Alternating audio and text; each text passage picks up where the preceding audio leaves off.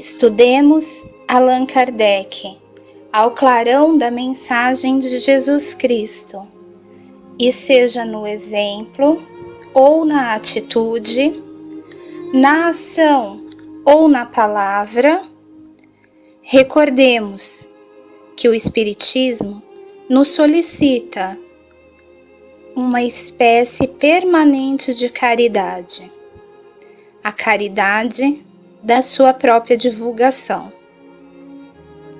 Boa noite a todos, sejam todos bem-vindos à página oficial do Centro Espírita Verdade e Luz. Estamos agora aqui no Facebook e também no YouTube. Hoje nós estamos reunidos mais uma vez para a realização de mais um evangelho na web. E como fazemos em nossos lares, durante o evangelho no lar, e também como ocorre aqui no Verdade e Luz, antes de darmos início ao estudo e à realização dessa leitura, eu convido vocês a realizarem conosco singela prece de abertura, lembrando sempre que aqueles que assim desejarem podem, desde já, colocar um copo com água para que essa seja fluidificada.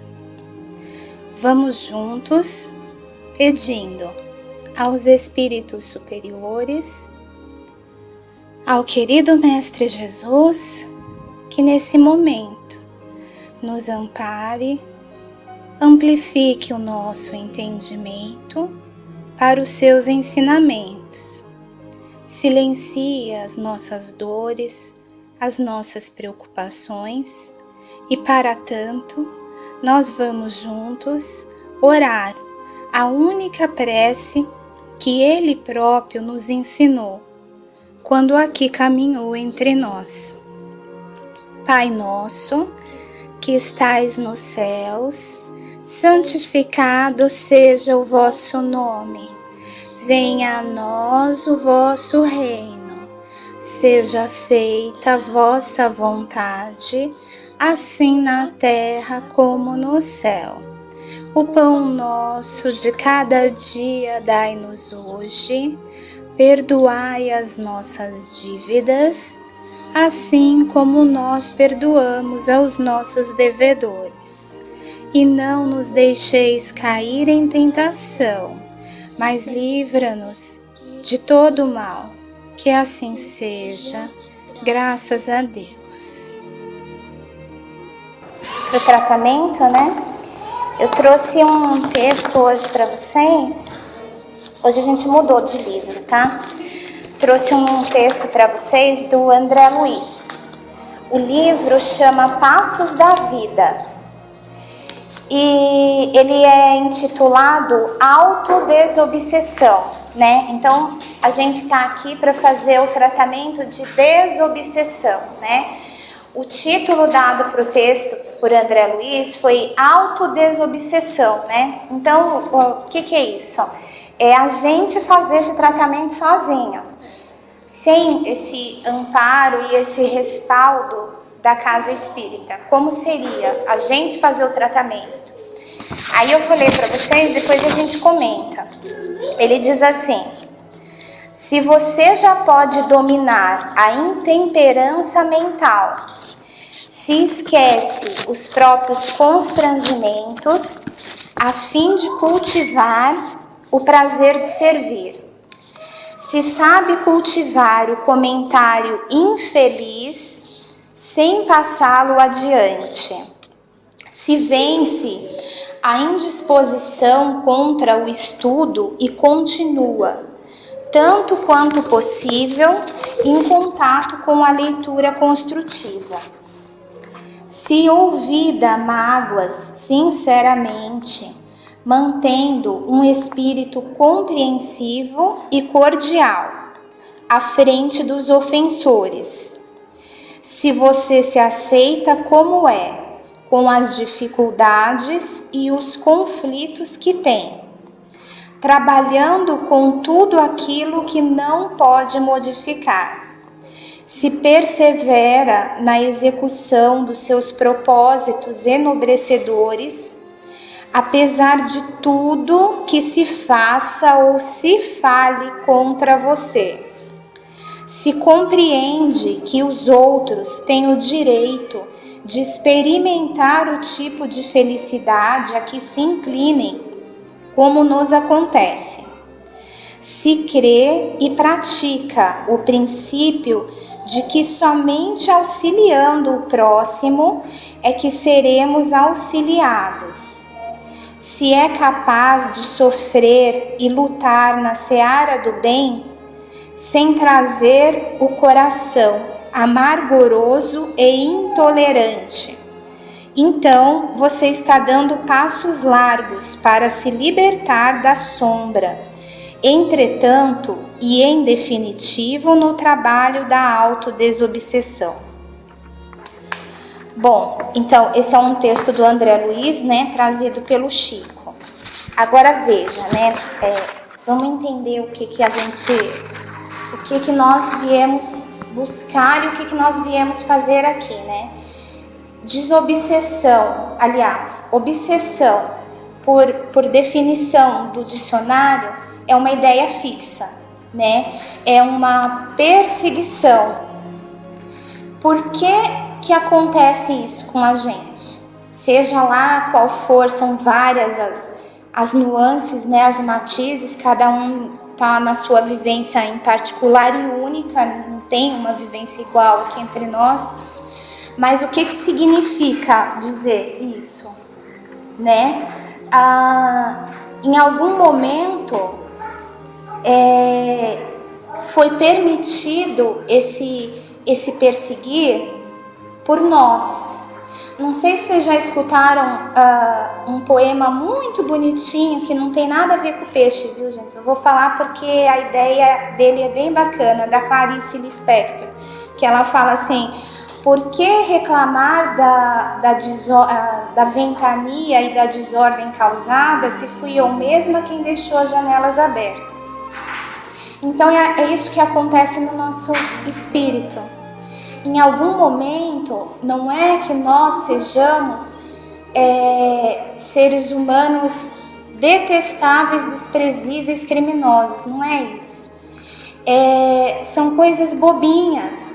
Às vezes é a gula, né? Às vezes é o egoísmo, às vezes é o álcool, às vezes é a vaidade. São várias coisas que servem de convite para aquele companheiro que vem passando, porque vamos combinar, se a gente desencarnar agora, nesse instante, desencarnou, a gente vai chegar lá do jeitinho que a gente está aqui, né? Então, por exemplo, se eu estou trabalhando no meu egoísmo, eu ainda não venci isso em mim, eu vou chegar lá do outro lado e vou continuar sendo uma criatura egoísta.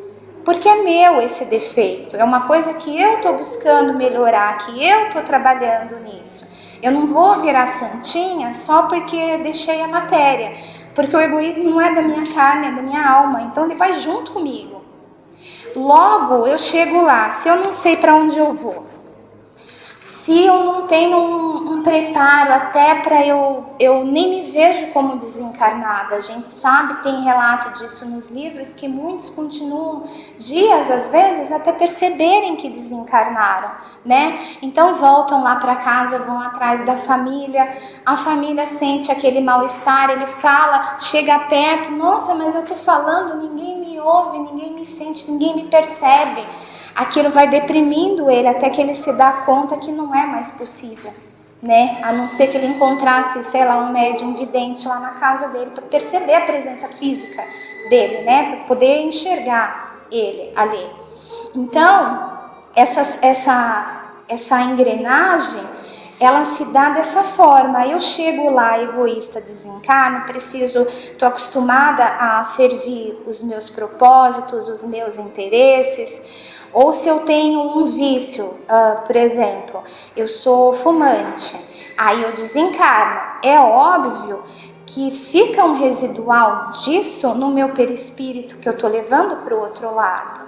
Então, ainda que morta, né, entre aspas, não gosto dessa palavra, né, desencarnado, mas, né, morta, eu vou ter o desejo, vou ter a vontade. E aí, como é que eu vou fazer para fumar? Não tenho mais o corpo, né? Não tenho mais o corpo físico, não tenho pulmão, não tem como eu me satisfazer sendo um espírito. Eu uso o encarnado.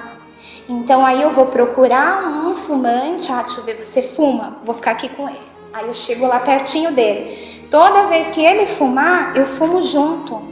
É quando agrava o vício da pessoa, seja ele qual for, né? Oi, tudo bem? Seja ele qual for. Então, isso é a porta para obsessão, porque toda vez que eu tenho um relacionamento com um espírito que não é o meu mentor, que não é um espírito superior, que tá me ajudando, né? Tá me auxiliando, às vezes é um espírito familiar, um familiar nosso que desencarnou, tá num estágio melhor, nada impede. Está num estágio evolutivo melhor, é permitido que ele venha para o nosso amparo, para o nosso auxílio, né? Ele vem para nos ajudar, para nos proteger, para nos intuir a fazer o certo. Mas a partir do momento que eu tenho um relacionamento com um espírito inferior, a gente chama de obsessão. Então, o objetivo deles para conosco, né, deixando claro que é a parte mais difícil que eu acho do espiritismo, e eu em particular, acho que foi por isso que eu saí tantas vezes do espiritismo, porque é muito difícil a gente assumir a responsabilidade da própria vida, né? Eu dizer que tudo que me ocorre é culpa unicamente minha, que eu procurei, né? É dolorido, a gente precisa ter humildade para falar isso, né? É muito difícil porque nas outras religiões, não desmerecendo nenhuma delas, é mais plausível para nós quando fala assim, por exemplo, né? Então, se eu sou católica, eu vou lá, vou me confessar, vou rezar, 10 Ave Marias, pronto, tá resolvido o meu pecado, meu erro, né? A minha queda tá resolvida. Se eu sou, em todas essas eu já fui, viu, gente? Só não tô falando mal de nenhuma, pelo amor de Deus. Eu fui em todas, antes de chegar aqui. Porque nenhuma delas me respondia, né? Não tinha pergunta e resposta nas outras, não tinha explicação para as coisas que aconteciam comigo nas outras, mas eu estive em todas elas. Se a gente chega num terreiro de Umbanda ou de Candomblé, por exemplo, então você vai fazer X trabalho em X lugar para X espírito e o seu problema vai estar resolvido. Se eu tô, em qualquer outra religião, pode ser evangélica, católica, a grande maioria delas, elas não empurram pra gente a nossa responsabilidade. Por isso que tudo volta a acontecer e por isso que é tão difícil a gente assumir, quando chega no espiritismo, ficar. A maioria vem, alivia, né? Tem aquele refresco, aquele período que dá uma amenizada nos problemas e tal. Beijão. E aí a gente vai embora, né? Resolveu o meu problema, então acabou. Aquele determinado problema que me trouxe. Vamos dar um exemplo, a mediunidade descontrolada, né? Sumiu, agora eu não tô vendo nenhum espírito, não tô ouvindo nada, tá tranquilo, vou viver minha vida, pronto, não preciso mais ir lá. Só que a gente não muda dentro da gente. Então, se eu continuo fazendo, seja lá o que for que eu faça, seja o egoísmo, a vaidade, a bebida, qualquer coisa que seja, aquele irmãozinho que veio com a gente a primeira vez, que recebeu o amparo aqui, que foi doutrinado, ele resolveu seguir o caminho dele, falando, não, eles têm razão, realmente tá uma perca de tempo eu ficar aqui seguindo a fulana, porque como é que eu vou fazer? Vou ficar a vida inteira aqui? Chega uma hora que cai a ficha dele, do mesmo jeito que cai a nossa. Então ele fala, não, eu vou embora, né? Aí, sei lá, vai dar continuidade para a vida dele no plano espiritual, vai para uma colônia, vai para tratamento, vai para um hospital, escola, sei lá. E aí a gente fica livre. É aquele momento que dá o alívio. Aí o que acontece? Eu não faço nada para mudar, né? Porque afinal de contas a culpa não era minha, a culpa era do coitadinho lá do espírito. Eu arrumo outro. Porque eu estou passando, vai aparecer alguém que se afinize comigo. Porque a relação entre desencarnados e encarnados se dá da mesma maneira que se dá entre a gente aqui. Então é aquela amiga que você fala, puxa, fulana tem tudo a ver comigo, né? A gente vai, sei lá, a gente vai andar no lago junto, a gente vai almoçar, a gente gosta de ir no mesmo restaurante, de comer a mesma coisa, a gente tem as mesmas ideias de educar os nossos filhos, a gente se dá super bem, a gente podia passar 24 horas do dia junto. É afinidade, né? Esse negócio que a gente escuta falar assim, que os opostos se atraem, isso é a maior besteira da paróquia, gente, isso não existe. Em toda, seja aqui como seja lá do outro lado, é sempre afinidade. Então, se a gente tem alguém conosco, nos acompanhando, de alguma maneira a gente cativou esse irmão que está com a gente, né? Salvo em raríssimas exceções que realmente são débitos de vidas pretéritas, né? Então vamos supor que eu fiz alguma coisa para uma pessoa lá atrás, né? Na vida passada. E ele se encontra lá ainda no plano espiritual, eu encarnei. Ele vem atrás de mim, uma hora acha. É difícil para eles essa localização, mas essa motivação da vingança e do ódio e tudo mais faz com que ele encontre a gente num planeta do tamanho do nosso. E vai ficar juntinho, vai ficar cobrando. Ô fulano, como você tá feliz aí agora? Que história é essa aí de tá tudo bem na sua vida, você tá trabalhando, tá casadinho com um filhinho, tá tudo feliz brincando de casinha, e o que você fez comigo lá? E o que você me deve? E aí eles ficam encontrando formas de prejudicar. Então, às vezes, é aquele momento que dá aquela ira na gente, que a gente fala assim, meu Deus, eu respondi isso. Eu não acredito que eu fui capaz que isso saiu da minha boca. Você se deixou influenciar naquele momento e não percebeu. Porque a gente nunca está orando, nunca está em conexão. Não é que eu vou passar o dia inteiro, ai, Pai Nosso que estás no céu, não é isso. É criar um elo, né? Criar uma ligação. Então, se eu tenho o hábito de conversar com Deus, eu crio um vínculo com Ele. E é automático na gente, passa a ser automático na gente, na hora que a gente sente essa perturbação, em pensamento quietinho, se recolher e buscar. Às vezes quem está ali com a gente nem percebe que a gente está em oração, porque é uma ligação mental. Eu não preciso estar dizendo fórmulas e orações em voz alta. É uma ligação que eu faço que me tranquiliza.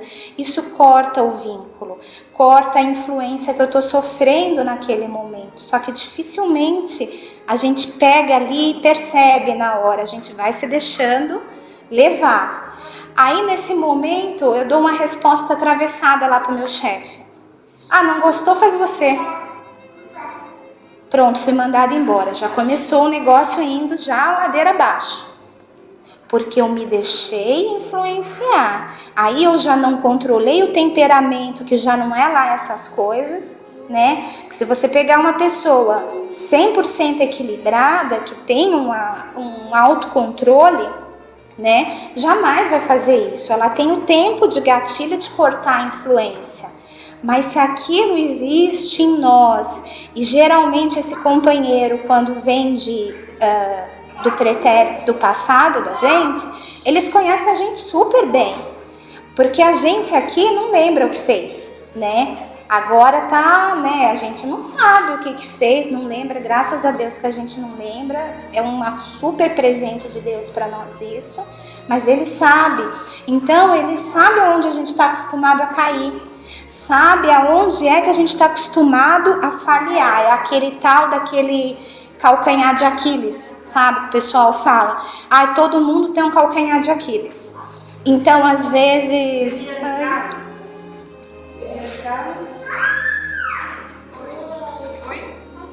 Viviane Gata. Os CDs estão aí, tá naquela sala lá em cima, dá para esperar depois, aí eu entro lá. Aí você leva o CD para pôr foto lá. Tá aí bom. Você devolve, fica no arquivo. Tá só aqui. Tá bom. Então, aí, gente, a gente não sabe o porquê que tá indo tudo ladeira abaixo, né? E eles têm, assim, eu não vou nem dizer eles, assim, como se fosse algo separado de nós, porque muitos de nós também agimos assim ainda, né? Um tempo de planejamento do que vai fazer ali na frente, eles gastam uma energia muito grande com isso, né? Então, muito bem, agora já está sem serviço, o que eu vou fazer? Né? Agora eu vou dar um jeito de envenenar o casamento dessa criatura. Como que eu vou fazer isso? Vai achar um outro ponto, né? Um outro ponto fraco, ou talvez se use do mesmo ponto para fazer a mesma coisa. Então, sei lá, eu vou sair com uma amiga para tomar um chopp, por exemplo, né? Vamos para um cinema, alguma coisa assim.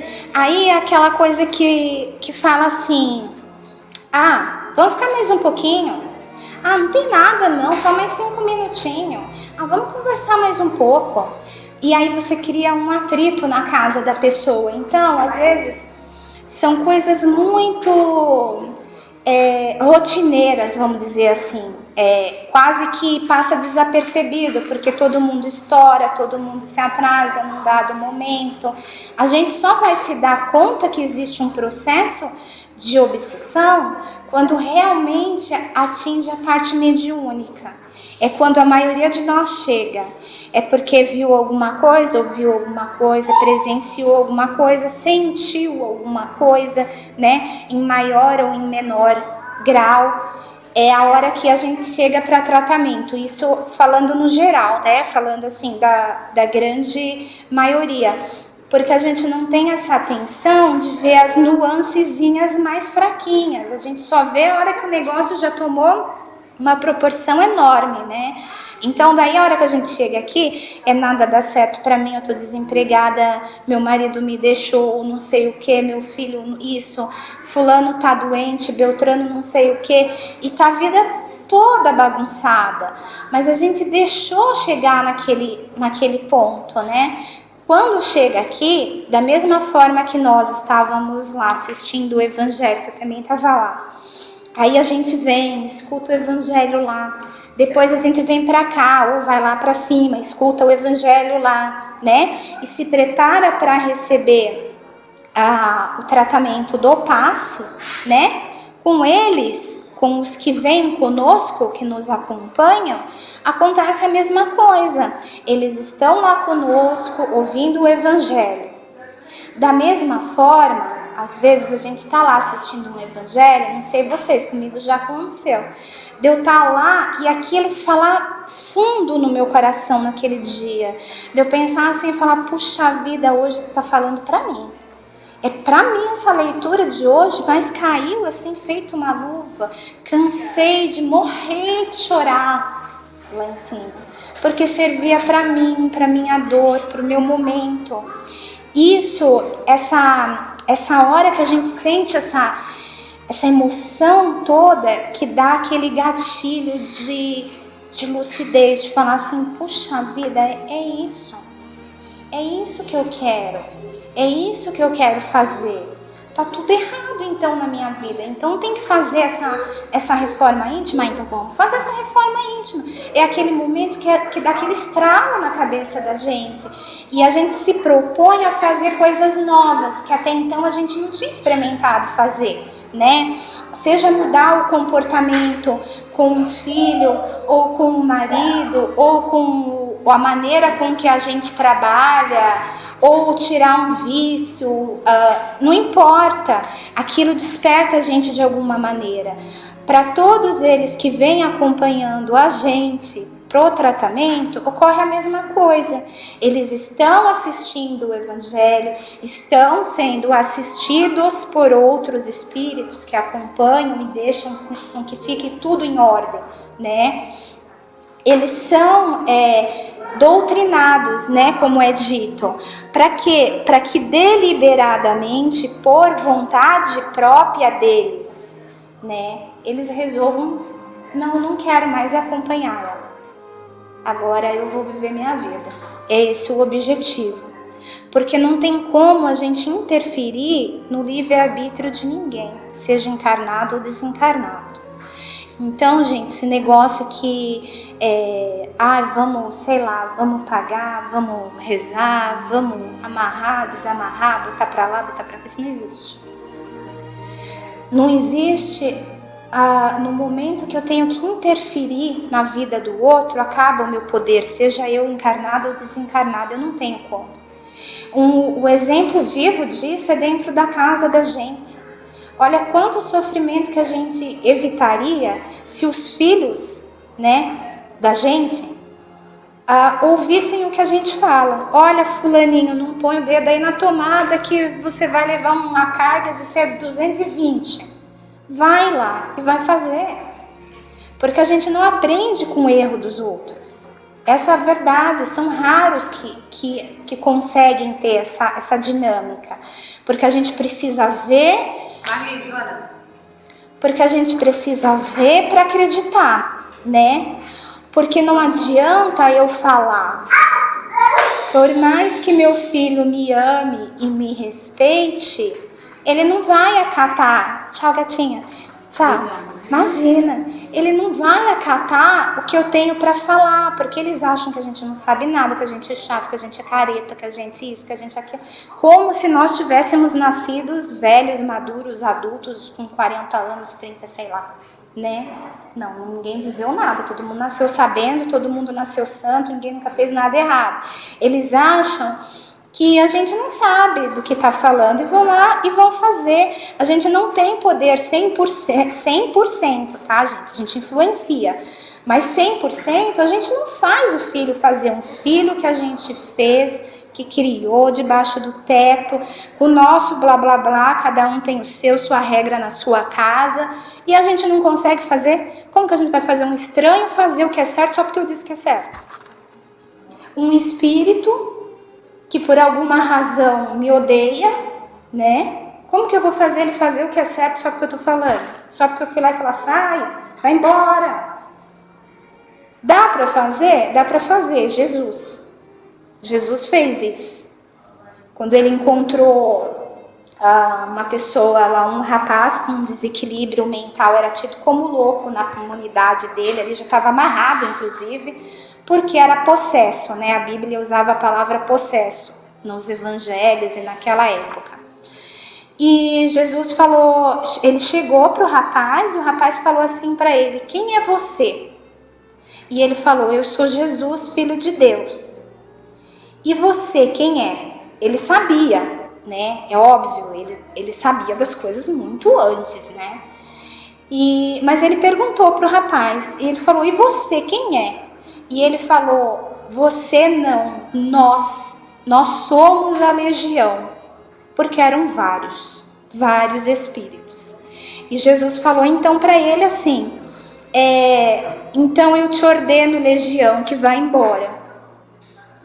Mas vamos combinar, gente, que no planeta que nós vivemos, que é um planeta de regeneração e prova, que o melhor de nós dentro do planeta não está nem a 1% de chegar perto de Jesus, do poder que ele tinha, do poder de vivenciar aquele amor verdadeiro, a caridade verdadeira, o desapego verdadeiro, enfim, a gente não tem comparativo para ele. Então nunca a gente vai conseguir chegar para um espírito que nos acompanha, ou que acompanha um irmão, chegar e falar assim, vai embora, eu te ordeno. Ele vai rir da cara da gente. Vai falar, nossa, pronto, tô conseguindo, agora ficou maluco de vez. Eu tenho que explicar para ele, porque ele está sofrendo tanto quanto a gente, né? E esse processo todo que se dá não seria necessário se nós fizéssemos aqui o que está falando o André Luiz, a autodesobsessão, né? Então, vocês viram que ele fala de tudo. Quer dizer, eu fechei todas as portas e todas as janelas por onde possa entrar alguém. Se está tudo fechado, devidamente vedado, oi, Sr. Arnaldo, se está tudo fechado, devidamente vedado, por onde vai entrar? Uma casa fechada, trancada, com grade, com alarme, não entra ladrão, gente. Se entrou, é porque eu esqueci de acionar o alarme, então não estou orando, não estou vigiando. Se eu deixei uma porta aberta, uma janela aberta, uma fresta aberta, sei lá por que motivo for. Às vezes a gente se acha no direito de fazer alguma coisa, é um exercício contínuo e é uma mudança muito difícil, né? Todos nós ainda estamos trabalhando para mudar alguma coisa e não tem razão para desanimar, né? Às vezes eu paro de fumar, mas continuo egoísta. Eu paro de ser egoísta e fico extremamente vaidosa, né? A ponto de prejudicar as outras pessoas que vivem comigo. São portas abertas, são frestas. Quando passa um, passa vários. Porque uma coisa chama a outra, né? Quando eu cheguei, eu ainda peguei um pedacinho do que o seu Caradori estava falando, que um vício chama o outro, né? Isso a gente focando nos vícios do corpo, né? Quando a gente fala dos vícios morais, é a mesma coisa. Então, eu por ser egoísta, às vezes me torno vaidoso, né? Ou o contrário. E as coisas vão acumulando. Às vezes, por ser vaidoso, eu me torno mesquinho. E assim vai indo. E aí eu não tenho tempo, sei lá, eu já não tenho dinheiro para manter essa estrutura toda que eu preciso para me servir, né? Porque se eu sou egoísta, eu vim para ser servida. O egoísta não quer servir a ninguém. Então eu preciso de mais dinheiro, Aí eu tenho mais empregos. Não quer dizer que a pessoa necessariamente precisa sair para roubar, para assaltar, nada disso. Às vezes ela passa simplesmente 20 horas fora de casa trabalhando.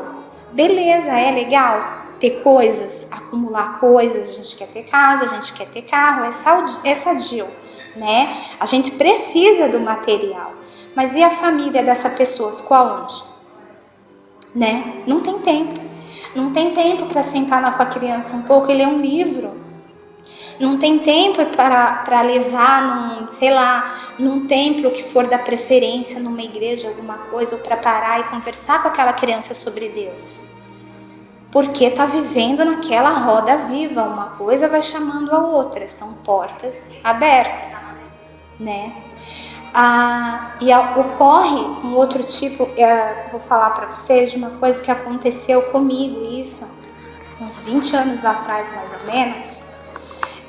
Uma pessoa que não era da família propriamente, da minha família propriamente dita, é aquele que a gente chama de agregado, né, que vem depois com os outros, né, me magoou profundamente, num momento da minha vida que eu estava assim super fragilizada, mas essa pessoa abusou de todas as formas possíveis. Só que eu era muito jovem, muito moça, e fora isso sempre tive o gênio difícil, como dizem que estou trabalhando ainda, né?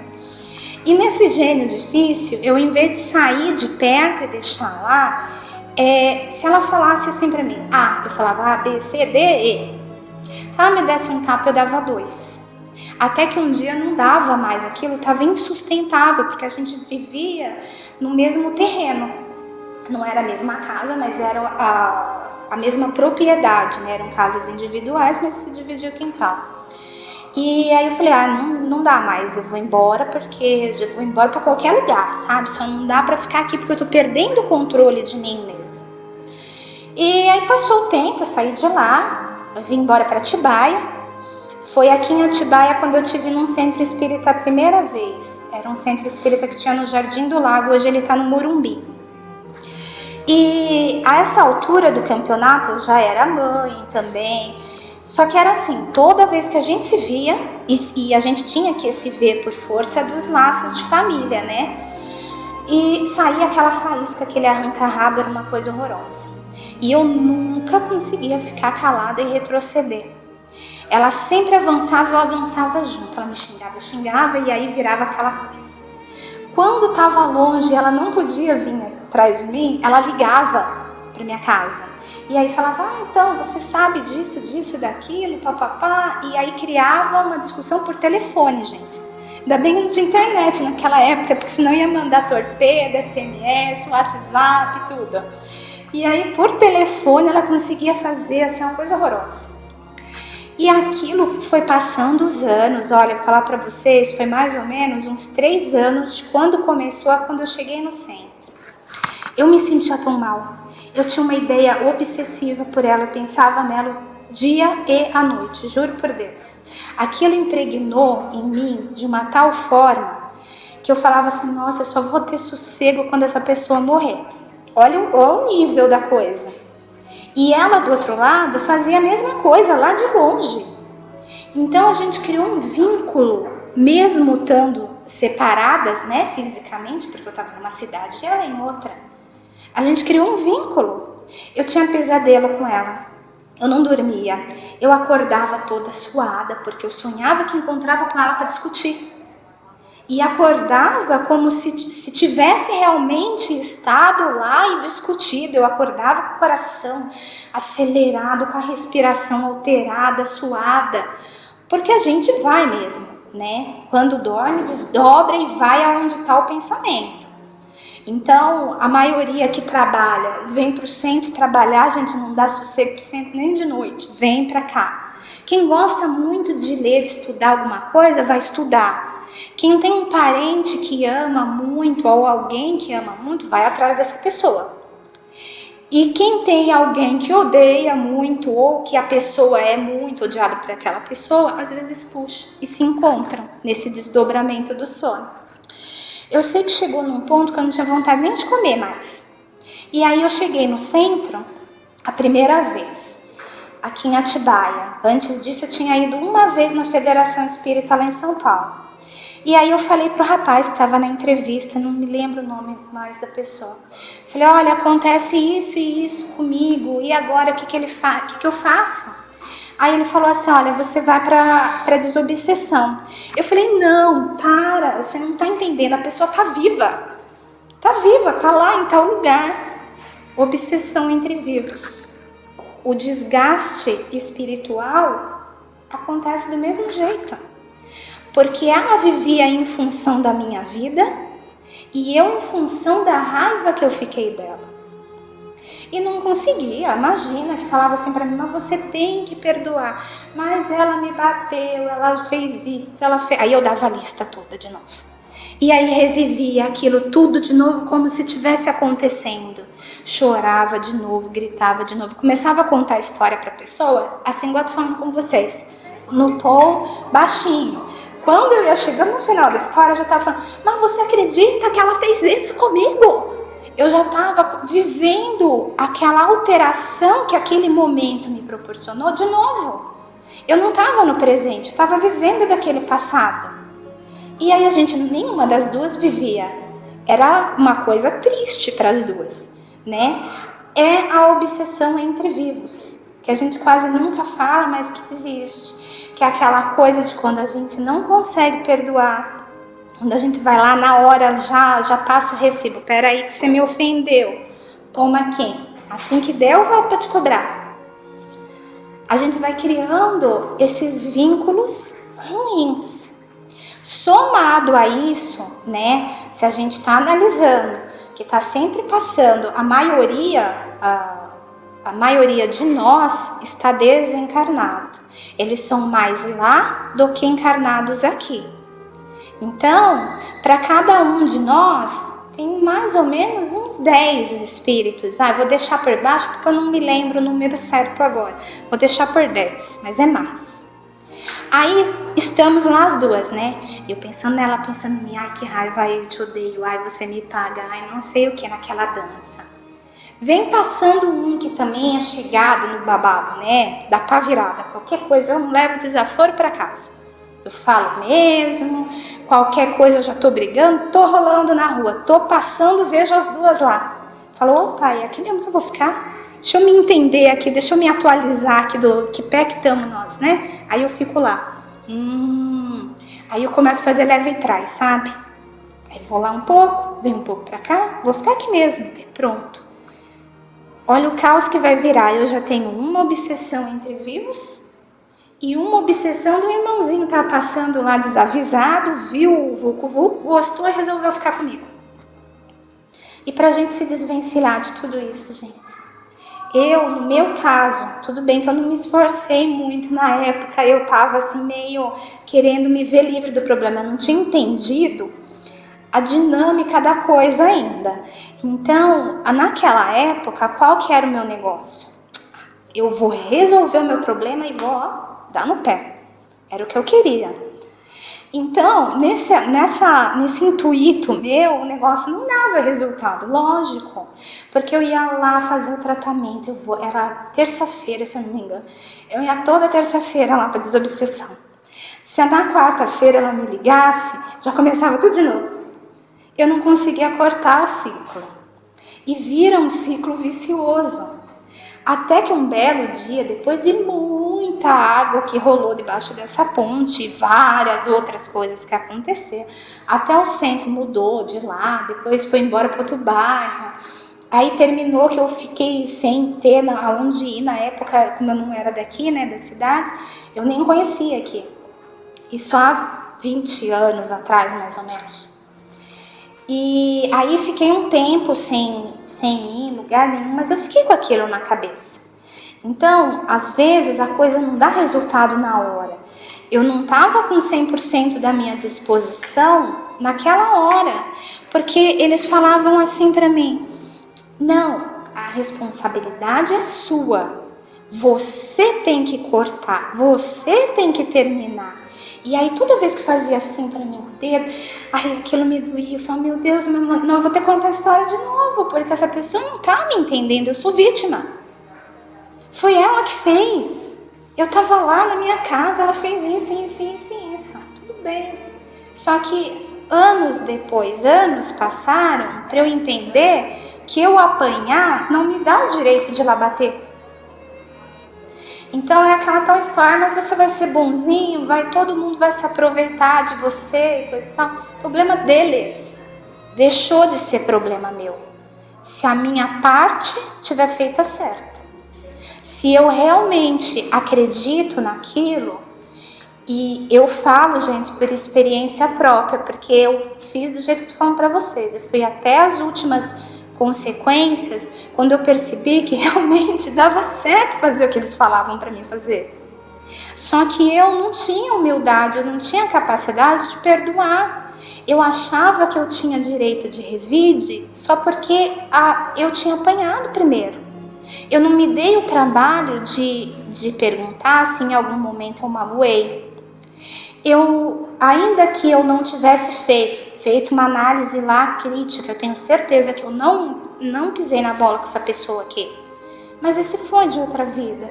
Porque ela me bate, eu tenho o direito de ir lá e revidar. Então a gente vai sempre se nivelar por baixo, né? Eu não consigo ter uma atitude superior.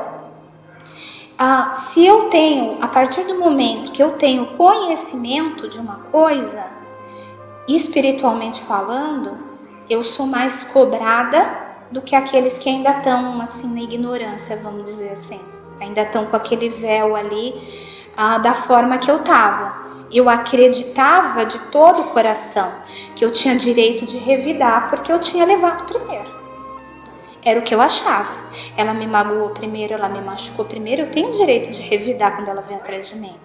Eu acreditava.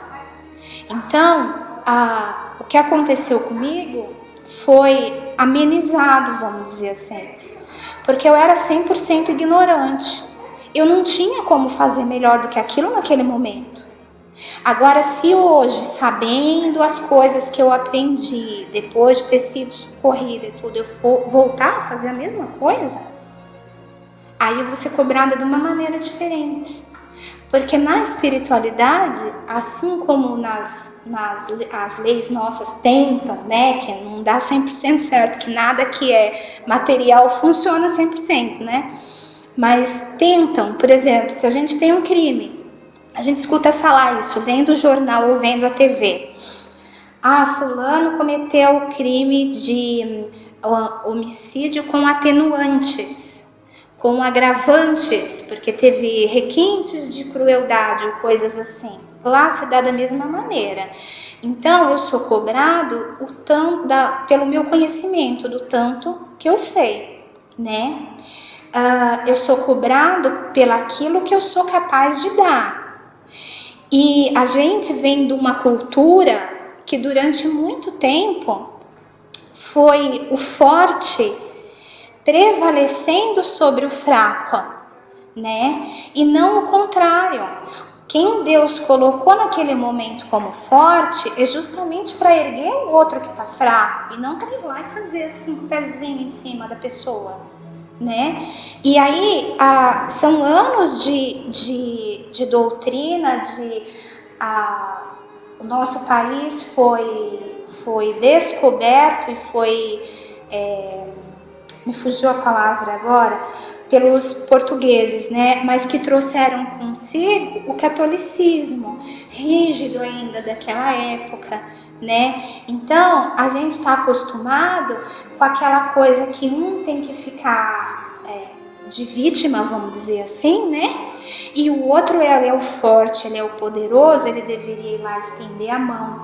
Só que por conta dessa nossa cultura histórica mesmo, né? Isso eu não estou falando nem do ponto de vista espiritual, histórico mesmo, está impregnado na gente. A gente acostumou que se eu estou bem, se eu estou forte, aí eu tenho que aproveitar o momento. Então eu não olho para trás, se eu puder ainda tiro vantagem daquele que está caidinho ali, né? Então aí são anos nessa coisa aí da igreja católica, que veio com os portugueses, que fizeram a catequese dos índios, ensinando para eles que tudo é pecado, que a gente tem que se envergonhar de tudo. Se você cometer um erro, você tá ali marcado pro resto da vida, você vai ser bandido o resto da vida. Não vai, né? Eu tenho meus pecados, vou lá, sei lá, rezar 10 Ave Maria, tá absolvido dos meus pecados, não preciso fazer mais nada. Não vai. Só que tá dentro da gente isso. Porque veio passando de geração para geração. E mesmo hoje sendo diferente a proposta de tantas religiões, né? Eu usei a Igreja Católica por conta aí do descobrimento e tudo, de ter começado assim nosso país, né? Mas hoje a gente sabe que tem uma renovação, tem a renovação carismática, que eles estão buscando outros caminhos. Só que era assim. E foi ensinado para nós, através das gerações, a resolver o problema assim. Então a gente quer tudo de imediato. Porque o que a gente tem no nosso inconsciente, mesmo aqueles que nunca tiveram numa igreja católica, que nunca tiveram num terreiro, nunca tiveram em outra religião, a gente tem no nosso inconsciente essa coisa da barganha, né? Então eu vou lá, vou fazer esse trabalho e o Espírito vai me ajudar a receber tal coisa lá que eu fui buscar. Ou então eu vou lá, vou me confessar, vou fazer a penitência e vou estar livre lá do que eu fui buscar. Ou então eu vou lá na igreja, em todos os cultos, lá na palestra, não sei das quantas, vou pagar um dízimo, aí vou comprar, sei lá, aquele sabonete que lava a alma, água benta, não sei das quantas, e tá resolvido. E dificilmente alguém dá a responsabilidade pra gente. E quando dá a responsabilidade, é muito doído, gente. Muito doído, porque quando a gente chega no ponto de pedir ajuda para um terceiro, seja que for, seja casa espírita, ou psicólogo, ou psiquiatra, igreja, o que quer que seja, é porque a gente já está com um problema. Puxa vida.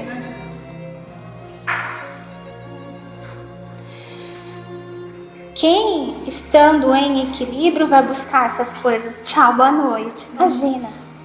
Vai buscar essas coisas todas? A gente não vai, né? Poderia ser mais fácil, não foi Deus que determinou, não foi Jesus que determinou. Vocês têm que sofrer para aprender. A gente escuta muito falar isso, que espírita gosta de sofrer, né?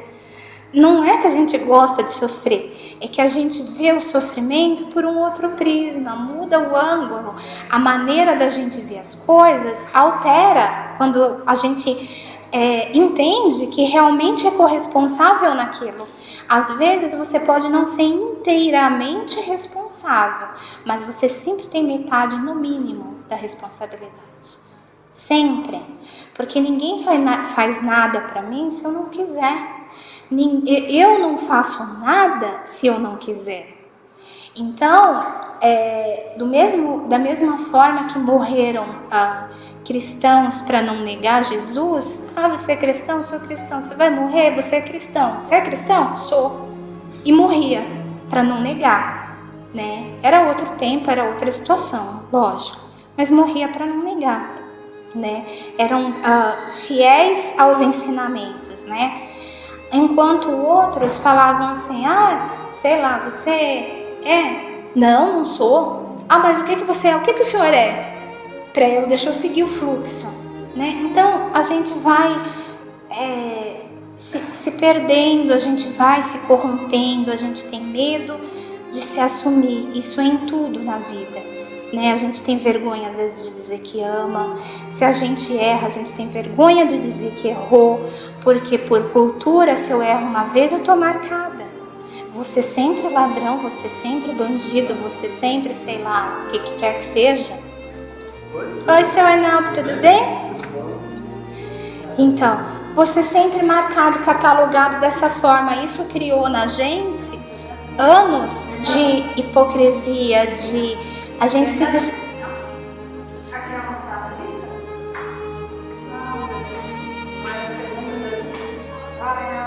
a lista? A lista?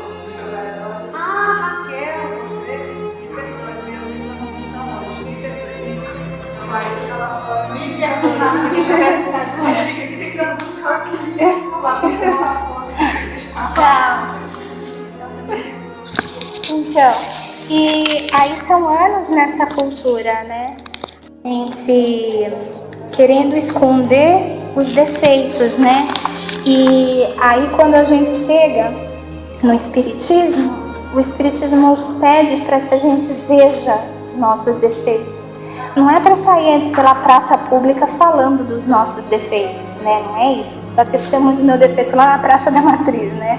Não é isso. Mas eu assumi para mim, porque dessa forma eu posso ver onde é a reforma íntima. Tchau, boa noite.